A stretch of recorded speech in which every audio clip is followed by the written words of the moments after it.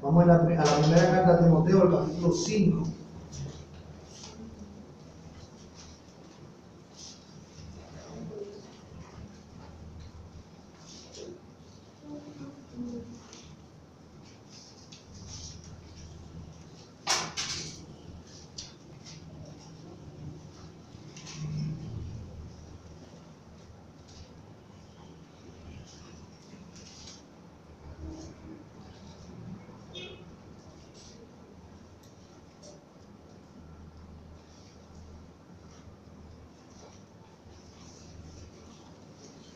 Vamos a leer desde el verso 17 en adelante.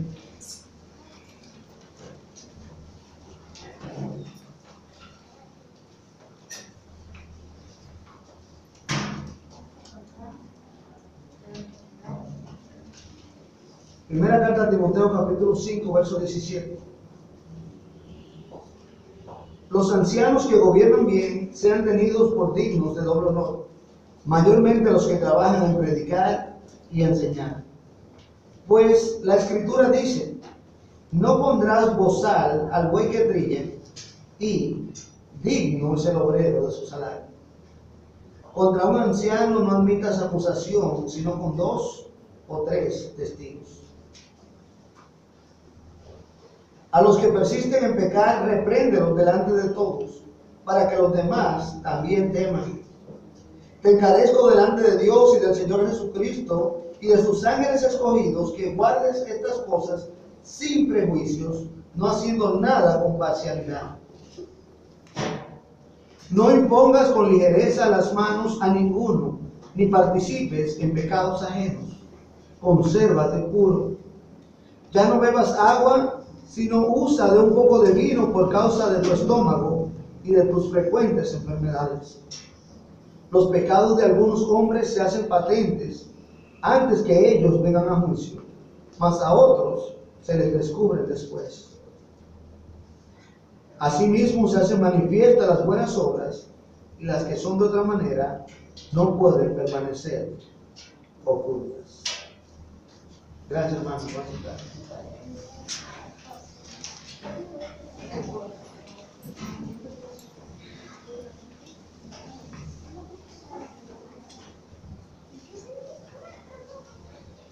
La primera parte de este capítulo nos habla de cómo debemos tratar a los hermanos de la iglesia. De manera especial nos habla de cómo el pastor debe tratar a los hermanos, y como lo hemos venido aplicando, que es una carta pastoral, lo hemos aplicado a todos nosotros como cristianos, como nosotros somos también siervos de Dios, y también cómo uno con otro debemos tratarnos. Hicimos esta aplicación a las relaciones interpersonales entre los hermanos, pero esta segunda parte del capítulo hace lo contrario. Si bien la primera parte sería cómo el pastor debe tratar a los hermanos, que en los versos 1 nos habla de que a los ancianos como a padre, a los jóvenes como hermanos, a las ancianas como madre, a los jóvenes como hermanas, con toda pureza. Ahora bien, estos versos nos hablan a nosotros cómo los hermanos deben tratar a los pastores. Así que Dios espera que nosotros cumplamos nuestros deberes en días cuando ya no se habla mucho de deberes, sino de derechos. Las personas exigen sus derechos, pero nuestros derechos podemos tenerlos siempre y cuando nosotros cumplimos con nuestros deberes.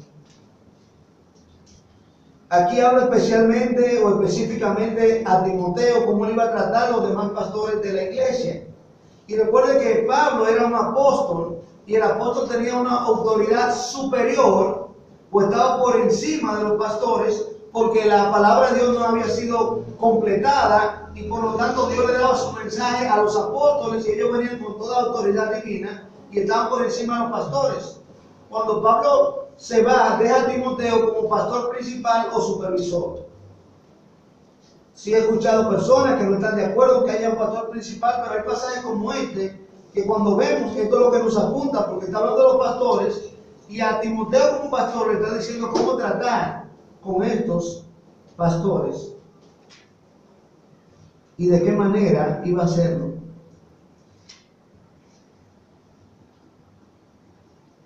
Este pasaje entonces nos da estas pautas. Pero todo lo que Timoteo como pastor debía hacer con los pastores, no podía hacerlo Timoteo solo, sino con la iglesia. Pero sí podemos ver que estos deberes que tiene hacia el pastor, la iglesia puede hacerlo solo sin el pastor. Dice, pero ¿cómo va a hacer eso? Bueno, aquí vemos tres deberes principales hacia los pastores. Y el primero es el deber de sostener a los pastores, los versos 17 al 18.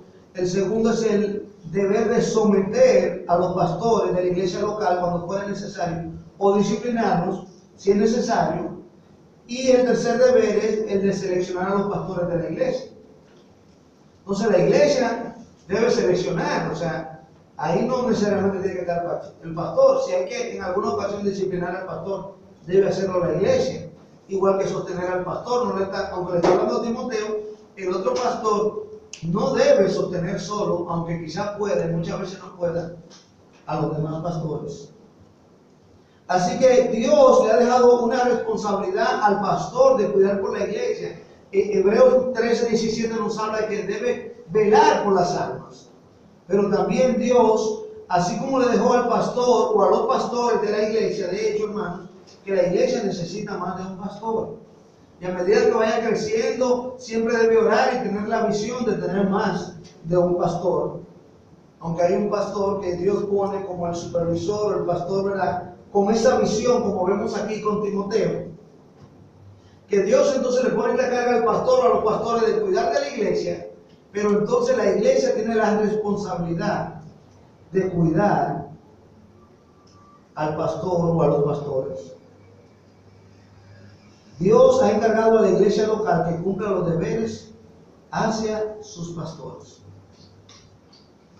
Vemos constantemente esto en la primera carta de Timoteo: te encargo, te encarezco. Un encargo, y este encargo entonces Dios se lo ha dejado a la iglesia local. Dios ha encargado a la iglesia local que cumpla los deberes hacia sus pastores. Vamos a orar. Padre bueno, Dios Todopoderoso, estamos agradecidos de usted en este día, que nos da la oportunidad de estar en su casa. Gracias, Señor, por las ricas bendiciones que disfrutamos. Gracias por cada hermano, cada hermana aquí presente, Señor del cielo. Te pedimos, Dios del cielo y Dios de la gloria, que tú nos permitas estar aquí en cada momento, que estemos congregados siempre, que si no, por alguna circunstancia, no podemos estar aquí, que tú nos permitas congregarnos, Señor. Ayúdanos a buscar primeramente tu reino y tu justicia, Señor, y que las demás cosas sean añadidas, Padre del cielo. Te damos gracias por lo que estamos aquí, te pedimos que tú hables a nuestros corazones, como solo tú, Señor, lo haces. En el nombre que sobre todo nombre, el nombre de Jesucristo, Dios amado, te lo pedimos. Amén. Dios ha encargado a la iglesia local que cumpla los deberes hacia sus pastores. Vemos aquí entonces, hermanos, en los versos 17 y 18, que la iglesia local debe sostener a sus pastores. La iglesia local debe sostener a sus pastores. Dice aquí el verso 17, los ancianos que gobiernan bien.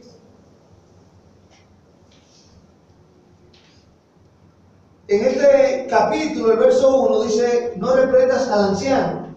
Y aquí dice el verso 17, los ancianos que gobiernan bien. Vuelve el verso 19 y dice, contra un anciano no omite la acusación. Pero si notamos, hermano, en el pasaje, la misma palabra anciano no se refiere a lo mismo. En el verso 1, anciano se refiere a los hermanos ya con mayores de edad. Y nos lo dice el mismo contexto, porque habla de ancianos, habla de jóvenes, habla de ancianas, habla de jovencitas. Mientras que aquí la palabra anciano se refiere a los pastores. En Tito 1, el verso 5 y el verso 7, dice que Dios habla a través de Pablo y le dice a Tito, te dejé en Creta para que establecieses anciano. Pero luego el verso 7 intercambia la palabra anciano y se refiere y dice obispos, que es lo que usa aquí la primera carta de Timoteo, el capítulo 3, cuando habla de los requisitos de los obispos. Lo mismo pasa en Hechos 20, cuando dice que Pablo tuvo un discurso de despedida con los ancianos de Éfeso, en el verso 17, pero el verso 28 de Hechos 20 dice, mirad por vosotros mismos, donde el Espíritu Santo os ha puesto por obispos. ¿Y qué es un obispo? Un obispo es un supervisor, una persona que está velando por los demás. Y entonces Hebreos 13:17 nos dice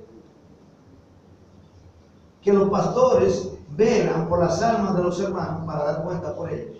Así que vemos en la Biblia cómo los pastores, obispos y ancianos se refiere a la misma palabra. Algunos utilizan este pasaje aquí al ver cómo Timoteo era el pastor principal, como que los ancianos están por debajo de los pastores. Y podría parecer esto aquí, pero no, cuando lo vemos en todo el sistema de la palabra de Dios, vemos que se refiere a lo mismo. Hay un grupo de pastores, pero hay un pastor siempre que Dios le da ese liderazgo entre los demás pastores. Pero entonces, así este énfasis, hermano, para indicar a qué se refiere aquí. Así que no está hablando de los hermanos mayores de edad, ni está hablando de los diáconos, sino que está hablando de los pastores, los ancianos que gobiernan bien. Recuerda que esta carta fue escrita para saber cómo comportarse en la iglesia. Capítulo 3, verso 15. Cuando está hablando de gobernar bien, no está hablando de que los pastores que sean políticos o que sean presidentes, sino que está hablando de los que gobiernan bien la casa de Dios. Estos que gobiernan bien la iglesia, los que administran bien la iglesia, los que guían, un gobernante, aquel que guía, que dirige, o sea, un líder, debe ser tenido por dignos de doble honor. Y aquí la Biblia con doble honor no se está refiriendo, hermanos, a solamente a un respeto o a una reverencia, sino que esta misma palabra honor también tenemos una palabra que conocemos mucho más común para esto, que es honorario. ¿Cuáles son sus honorarios? Le preguntan. ¿Cuáles? ¿Cuánto devenga? ¿Cuánto gana? Y eso es lo que la Biblia está hablando aquí, de que este siervo de Dios que gobierna bien, que sea tenido por digno de doble honor, no solo debe la iglesia sostenerlo, sino aún pensar como que debe ser doblemente pagado. Dice, mayormente los que trabajan en predicar y enseñar. A medida que la iglesia va creciendo, necesita otros pastores. Y Dios le pone esta carga al pastor. Hay un pastor que se encarga mayormente de la predicación, la enseñanza. Otros se encargan de la consejería, de la parte de otros ministerios de la iglesia. También ayudan en la predicación, en enseñanzas, en estudios bíblicos. Pero aquellos que mayormente se dedican o trabajan en predicar y enseñar, deben ser tenidos por dignos de doble honor. Los que lo hacen bien, los que lo hacen fielmente. La tarea de predicar, hermanos, no es una tarea fácil, como la gente dice. Cuando yo escucho a alguien que me dice, yo preparo un mensaje en 15, 20 minutos, eso me da miedo. Un mensaje en 15, 20 minutos me da miedo. A un pastor, por lo menos, porque, ¿verdad? Un hermano se le puede pasar más por alto, pero sí he escuchado pastores. En mi iglesia los hermanos no tienen mucho conocimiento, así que yo no tengo que preocuparme mucho por preparar el mensaje. No tienen conocimiento porque tú no preparas un buen mensaje y no le enseñas la palabra de Dios. Esa es la realidad. Pero predicar, hermano, fielmente quita tiempo, energía, no solo, y nuestras mentes. Y la Biblia dice que los que trabajan en predicar y enseñar, porque eso es lo que nos mantiene a nosotros. Una iglesia que tenga una buena predicación, una buena enseñanza, puede cojear en muchas otras áreas. Pero tarde o temprano va a sanar, porque la predicación de la palabra de Dios, la enseñanza de la palabra de Dios nos va a ayudar a sanar eso. Amén. Y aquí nos explica, hermanos, por qué se refiere este doble honor, habla a salario. Bueno, el mismo verso 18 lo dice, pues la Escritura dice, no pondrás bozar al buey que trilla, y digno es el obrero de su salario. Este verso 18 está explicando lo que dice el verso 17. Un buey arando no se le permitía, ¿verdad?, que le pongan un bozal, sino que el buey que está arando pueda comer de lo que está trabajando. Y vamos a ir dentro de un momento a un pasaje donde la Biblia explica mucho mejor esto, lo que significa, pero esto viene de un principio moral del Antiguo Testamento, de Deuteronomio 25:4. Y el Señor Jesucristo en Lucas 17 usa esto donde dice que digno es el obrero su salario. Pero mire, hermano, esto es bien interesante, que no va tanto con el tema que estamos hablando, pero muy importante para nuestra fe, que dice, la Escritura dice. Y cuando se usa la palabra Escritura, mayormente se refiere al Antiguo Testamento. Pero aquí Dios está igualando al Antiguo Testamento con el Nuevo Testamento, porque dice, la Escritura dice, no pondrás bozal al buey que trilla, Deuteronomio 25. ¿Y qué más dice la Escritura? Digno es el obrero su salario. Eso lo dijo el Señor Jesucristo en Lucas 17. Así que este mismo autor que dice la Escritura, el mismo que en la segunda carta de Timoteo dice, toda la Escritura es inspirada por Dios. O sea que cuando la Biblia habla de toda la Escritura inspirada por Dios, no solo se refiere al Antiguo Testamento, sino también a todo el Nuevo Testamento.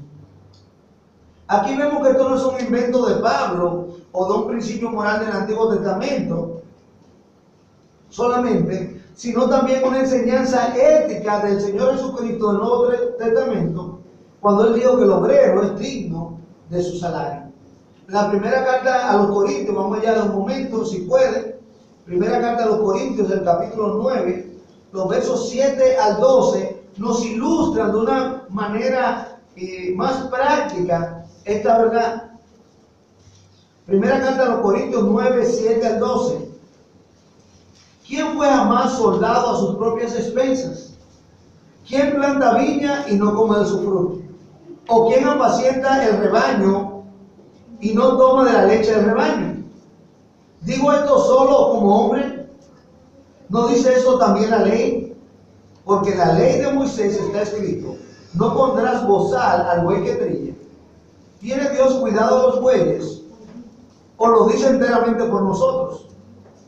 Pues por nosotros se escribió. Porque con esperanza debe arar el que ara, y el que trilla con esperanza de recibir del fruto. Si nosotros sembramos entre vosotros lo espiritual, es gran cosa si segaremos de vosotros lo material.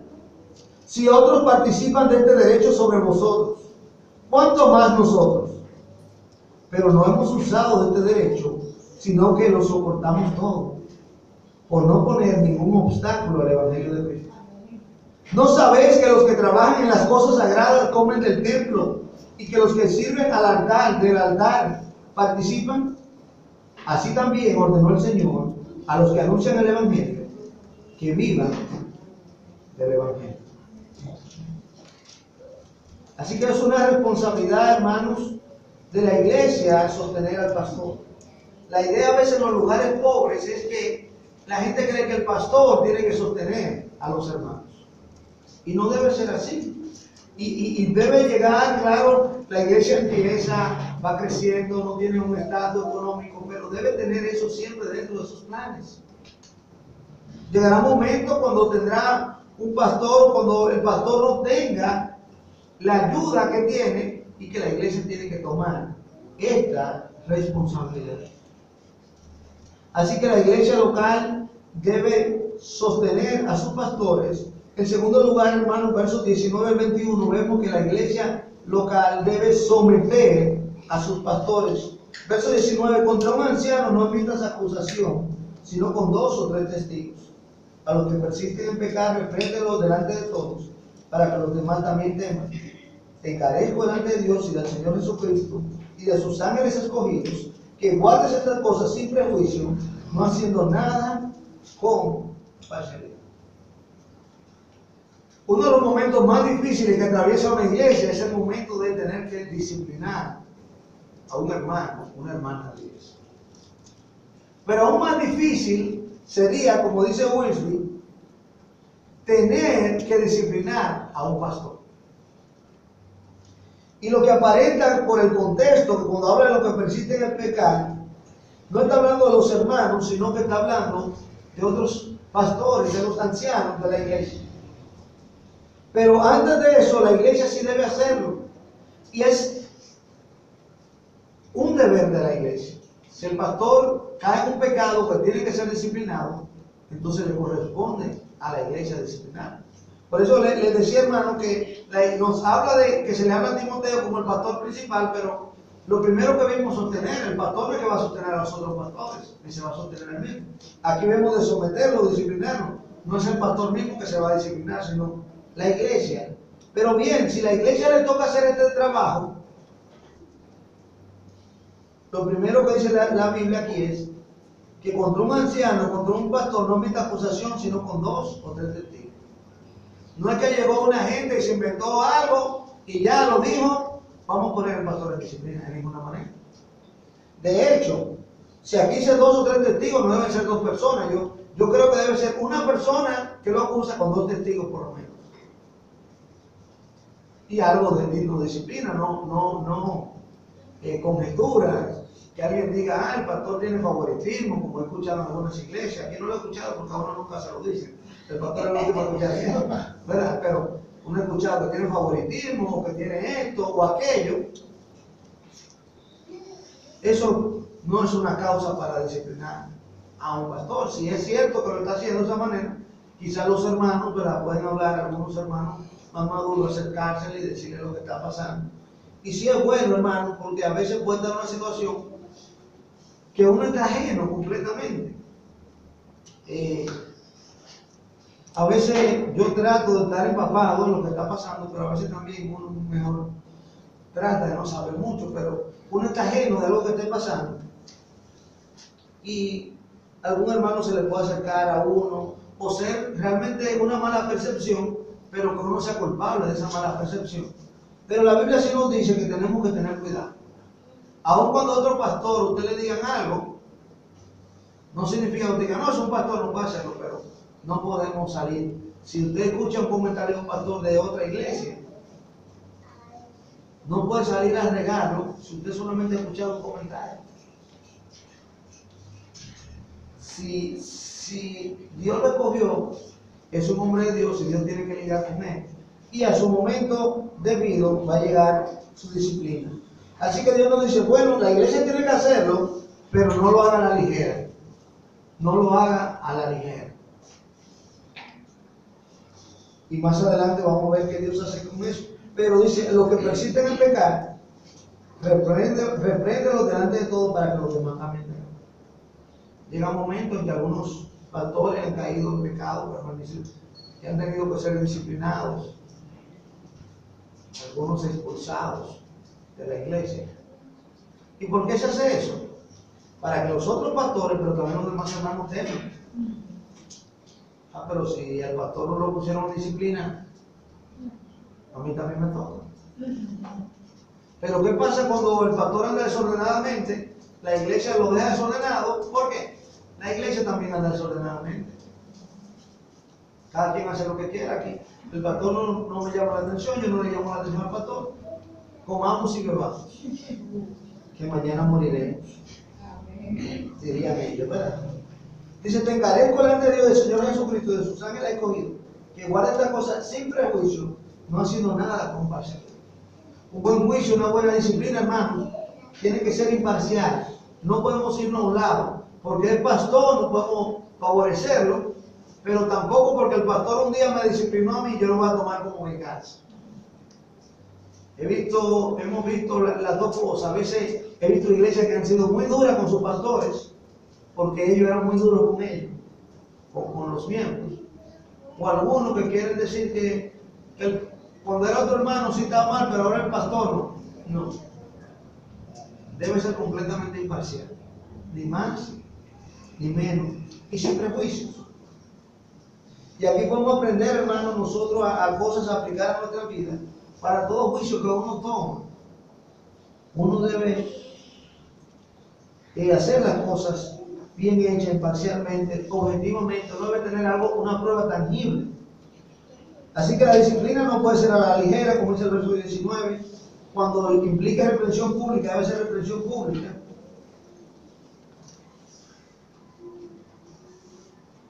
Y la disciplina debe ser imparcial. Cuando hacemos esto de esta manera, nosotros vamos a ayudar a los demás que teman. Pero hermano, debemos recordar que nunca la disciplina debe ser con el propósito de destruir. Siempre la disciplina debe ser con el propósito de restaurar. La Biblia nos habla mucho de la disciplina. Tenemos varios pasajes, los voy a mencionar en Mateo 18, 15 al 18, nos dice el proceso de la disciplina. Tú vas, si el hermano peca, habla con el hermano. Si no te oye, va con otro hermano, otros o varios hermanos. Si no te escucha, vas a la iglesia. Y si no escucha a la iglesia, tenle por el publicano. Eso significa sácale la membresía de la iglesia. En Romanos 16, los versos 17 y 18 también nos hablan de expulsar o apartarse de lo que causan divisiones y tropiezos y enseñan falsa doctrina. El que causa división en la iglesia, la Biblia nos habla de que hay que sacarlo. La primera carta a los Corintios, el capítulo 5, los versos 1 al 13, nos habla de un caso donde había un joven que vivía con la mujer de su papá y era un hermano de la iglesia de los Corintios. Y dice la Biblia que alguno que llamándose cristiano, ¿verdad?, no viva como cristiano, con el tal ni aún comáis. O sea que debe ser disciplinado y sacado de la iglesia aquel que se dice cristiano y vive como impío. La segunda carta a los Corintios, el capítulo 2, los versos 6 al 11, aparentemente se refiere a este mismo caso y dice que acepte a aquel hermano que está arrepentido. O sea que si alguien tiene que ser disciplinado, ya sea una disciplina dentro de la iglesia o expulsado de la iglesia y se arrepiente y se aparta de sus pecados, usted y yo tenemos que recibirlo como la primera vez. Siempre y cuando ese arrepentimiento, ¿cómo se va a mostrar? Como un cambio, no solamente que pida perdón, sino que cambie eso. Gálatas 6, 1 al 3, nos habla de la restauración, nos dice sobrellevar los unos la carga de los otros. Vosotros que sois más fuertes, debemos restaurar a los demás. La Biblia nos habla, o sea que ese es el propósito de la disciplina, no es destruir. No es que no le hable al hermano, no es que es tu enemigo, sino debemos restaurarle. Y la palabra que se utiliza ahí en Gálatas para restaurar significa restaurar un hueso roto. Cuando se ha partido un hueso, lo que se utiliza todo un proceso, ¿verdad? Y usted no coge ese hueso roto y lo parte más, o le da golpe, sino que hace todo lo posible que ese hueso vuelva a soldar de nuevo. Pero la segunda carta a los Tesalonicenses, el capítulo 3, los versos 6 al 16, nos habla que debemos amonestar a los que andan desordenadamente. Había un grupo de hermanos que creían que Cristo venía igual que nosotros. Así que como Cristo viene, no hay que trabajar, porque Cristo viene. Debemos estar trabajando. Y dice la palabra, no, el que no trabaja, que no coma. Nunca la teología puede ser, nunca la Biblia puede ser una justificación para nosotros dejar de cumplir con nuestras responsabilidades. Nunca debe ser una excusa. Y así que dice la palabra que los que andan desordenadamente, que se aparten de ellos, que los amonesten, pero que no los tengan por enemigos. Segundo Timoteo 2, 23 al 26, habla de que corrija con mansedumbre a los que se oponen, por si quizás Dios les conceda que se arrepientan y escapen de los lazos del diablo. O sea, también, hermanos, vemos que la disciplina debe ser una, dijimos, ¿verdad?, tratar de restaurar, perdonar al ofensor, que la persona vea, aunque quizás en el momento no lo entienda, pero que sea, ¿verdad?, con mansedumbre. No debe ser con esa actitud de destruir al otro.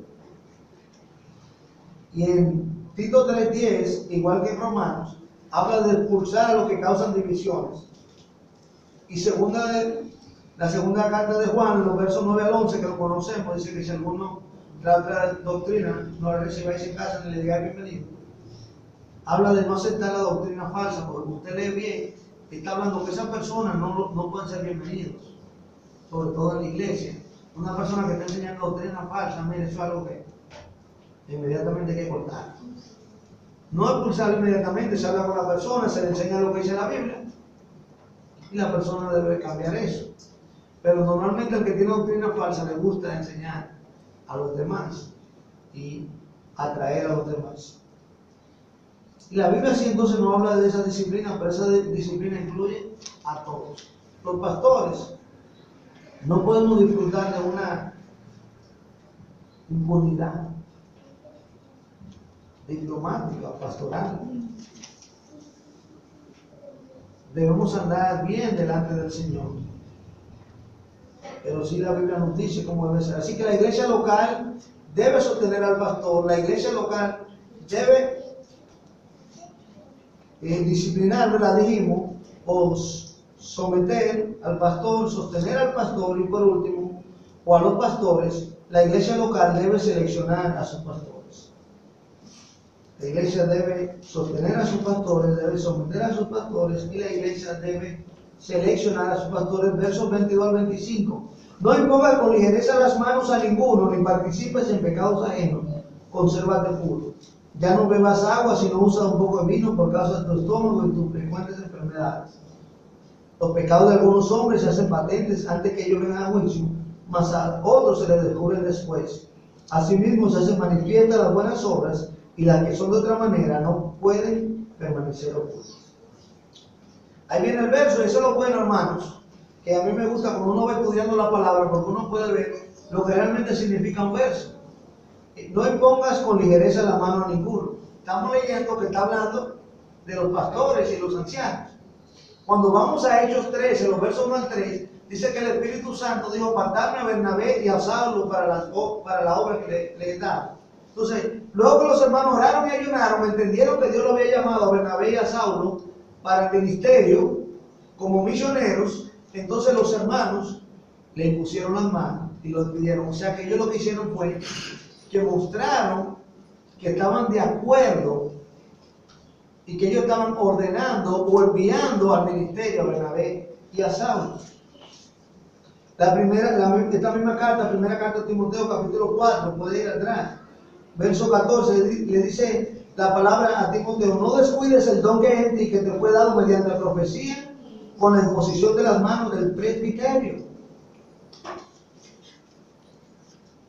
El presbiterio, de presbusteros, que se refiere a los ancianos, o los pastores, el ancianato, como ellos le impusieron las manos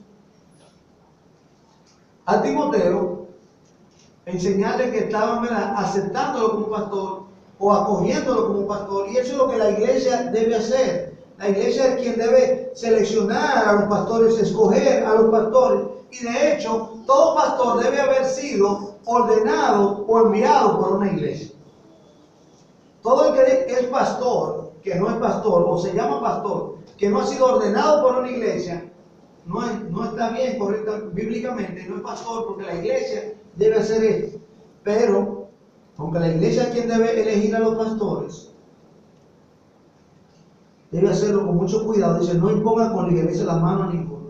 O sea que porque alguno parezca pastor, vamos a elegir a ese. No, espérense. Llegó un hermano nuevo creyente y habla muy bonito. Mire, ese hermano tiene muy buena forma de expresarse. Diríamos aquí, tiene buen verbo. Qué bueno. Póngalo a vender en la calle. Que se dedique a vender, a la venta, que si tiene buen verbo. Claro, el pastor debe expresarse bien, debe comunicar el mensaje que Dios le ha dado, pero no podemos con ligereza venir: tú eres pastor. Dice: ni participe en pecado ajeno, porque una persona así la ponemos en el ministerio y tener algún pecado oculto y participar en su pecado. Dice: consérvate puro, o sea, mantente alejado del pecado. Podemos eso aplicarlo a otras áreas. No participe en pecado ajeno, hermano. Nosotros no podemos ser cómplices del pecado. No debemos animar a nadie a pecar, no debemos ser cómplices del pecado, ni ayudar a nadie a pecar. Hay veces que uno ve a alguien y dice: bueno, tú vas, y ese papel te lo dan. Yo no puedo hablar mentira, pero como tú no eres cristiano, tú le dices, sí, tú le dices que no y te lo da más rápido, le dices que se le perdió. Entonces, a veces no lo hacemos, pero animamos a otros a hacerlo. O a veces ayudamos a otros a pecar. Y entonces estamos participando en pecados ajenos. Y no debemos hacerlo. Ni animar a otros a pecar de ninguna manera, hermano. Y por eso que yo no me siento cómodo regalando cosas que yo no uso porque están mal, a veces dársela a otra persona para que la use, cosas que lo pueden llevar a pecar a otros. Y a veces uno lo hace sin querer, pero debe tratar de uno no participar en ningún pecado, en conservarse puro. El verso 23 es un paréntesis que lo voy a dejar de último, porque los versos 24 y 25 nos hablan en la misma idea de eso.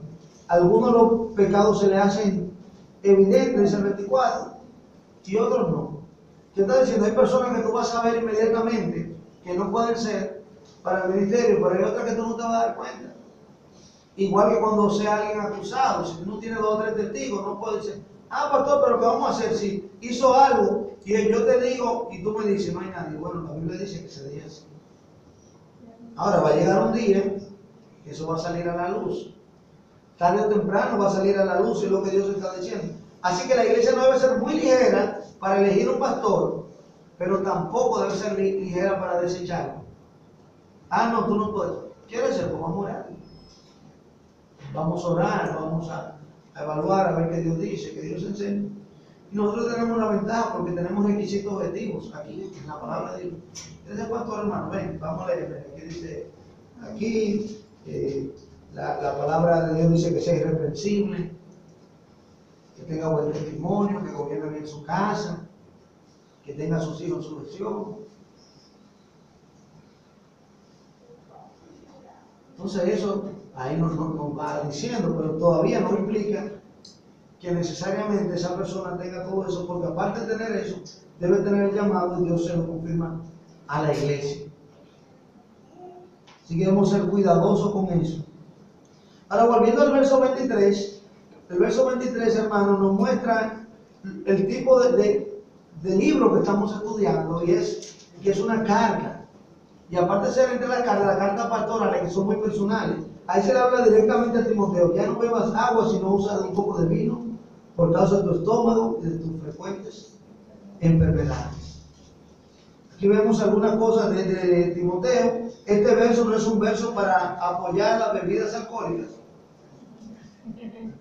pero sí vimos en el capítulo 3, los requisitos de los pastores y los diáconos, que tampoco Dios, o sea, si somos objetivos, tampoco Dios los prohíbe. Dios dice que no seamos dados al vino, no debemos ser borrachones, no se embriaguéis. Dios no prohíbe que se use, aunque la abstención es muy sabia, pero no debe ser impuesta como un mandato de Dios o como un mandato de la iglesia. Aunque aquí, ¿verdad? Yo, una lógica de mosquito mía, una teología barata, se me hace difícil pensar en que ese vino era un alcohol, porque un hombre con un problema en el estómago, y le digan que no beba agua, que beba alcohol, no sé si eso es posible. Eso tendría que ser jugo de uva. Puede ser, y en esos tiempos el agua estaba muy contaminada que otras cosas. Puede ser que Timoteo se abstenía, algunos piensan que quizás se abstenía, y recuerde que parte de la falsa doctrina que ve aquí era el gnosticismo y la especulación. Entonces los gnósticos a veces se abstenían de todo lo de afuera porque era malo, y quizás Timoteo, con alguna de esta cultura griega, porque él era medio griego y medio judío, algunos especulan que puede ser esto, o que algunos en la iglesia pensaban que era malo, y abiertamente Dios en su palabra inspirada le permite que vean todos que no había problema si era con ese motivo. También este verso, hermano, nos enseña a nosotros a utilizar el sentido común. Nosotros tenemos que aprender a usar el sentido común. A veces somos cuadrados. Miren, no salimos de ahí. Somos cuadrados y no salimos de ahí. Como los testigos de Jehová que no están de acuerdo con la transfusión de sangre. Eso es cuadrado. Sí, la sangre está en la vida. Y Dios habla de no comer sangre, no de no hacer una transfusión de sangre. Son dos cosas distintas. Y eso estaba ligado a ritos satánicos, esa cosa, lo de comer sangre. Pero no es lo mismo. Entonces Dios quiere que nosotros veamos, y siempre vemos este principio de Dios, el principio de la vida. El principio de la vida. Dios nos da vida a nosotros, y Dios nos lleva a que cuidemos nuestro cuerpo, cuidemos nuestra salud, y que tratemos de mantenernos vivos. O sea que cualquier mandato que vaya en contra del principio de la vida, Dios nos está diciendo que usemos el sentido común. Y ahí yo podría decir que entra la excepción, dar nuestra vida por Cristo.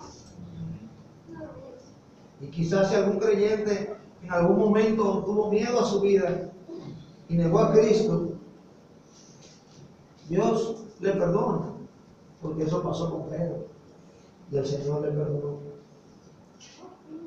Dios nos dice a nosotros que también hay cosas que la norma es que es malo, y es malo, no es que es bueno en algunas veces, pero en alguna ocasión Dios puede permitirnos hacer algo que no sea la norma, no algo que necesariamente está establecido como un pecado, pero algo que no se hace comúnmente. Dios nos enseña a nosotros, hermanos, como cristianos. Y debemos aprender. El pastor tiene que cuidar a la iglesia y la iglesia tiene que cuidar al pastor. Terminamos hablando de esto de Timoteo, pero recuerden que esto no se trata de Timoteo, este pasaje que estuvimos hablando, sino de la iglesia y de sus deberes hacia los pastores. Vamos a orar.